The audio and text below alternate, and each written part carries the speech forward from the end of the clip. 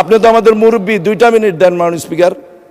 এলাকার কথা একটু না করলে তো এলাকায় জায়গা পাই না মাননীয় স্পিকার। 2টা মিনিট মাননীয় স্পিকার।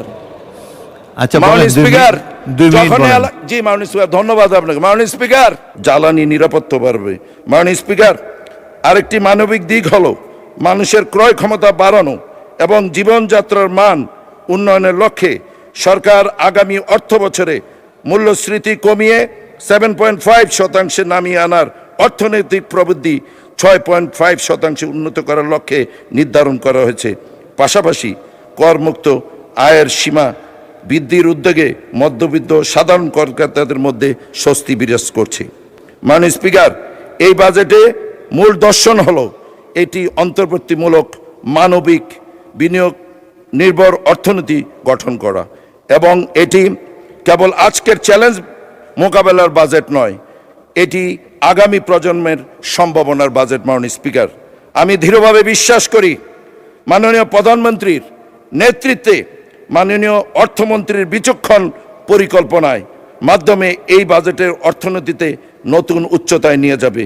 এই বাজেটে প্রতিটি টাকা যেন দুর্নীতি, অর্থ পাচারের কালো হাত থেকে সুরক্ষিত থাকে সেই প্রত্যাশা ব্যক্ত করে আমি বলছি মাননীয় স্পিকার, আমার নির্বাচনী এলাকা মাননীয় স্পিকার কুমিল্লা 5 বুড়িচং ব্রাহ্মণপাড়া।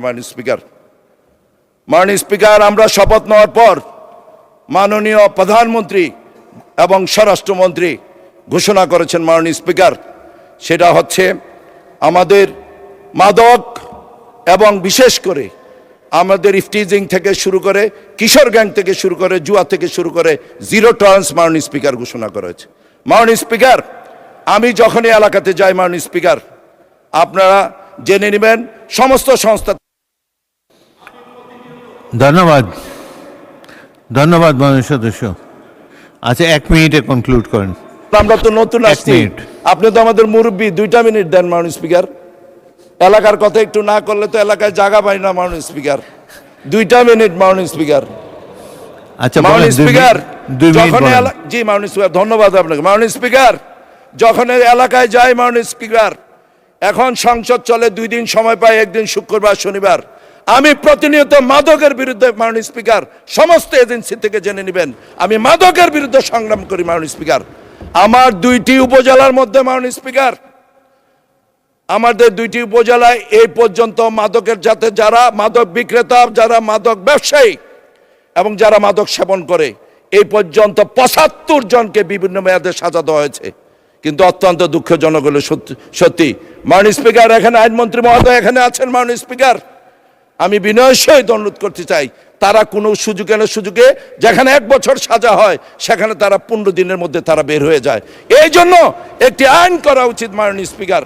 আর মাননীয় স্পিকার, আমি কুমিল্লার সন্তান, কুমিল্লায় যখনই যাই, ইতিমধ্যে আমাদের মাননীয় প্রধানমন্ত্রী চাঁদপুর গিয়েছিলেন, চাঁদপুরের লক্ষ্মীপুরের আমাদের পূর্তমন্ত্রীর এলাকায় একটি বক্তব্য দিয়েছিলেন, কুমিল্লার মানুষের একটি চাহিদা, কুমিল্লা গ্রেটার কুমিল্লার প্রাণের মানুষের একটি দাবি কুমিল্লা বিভাগ।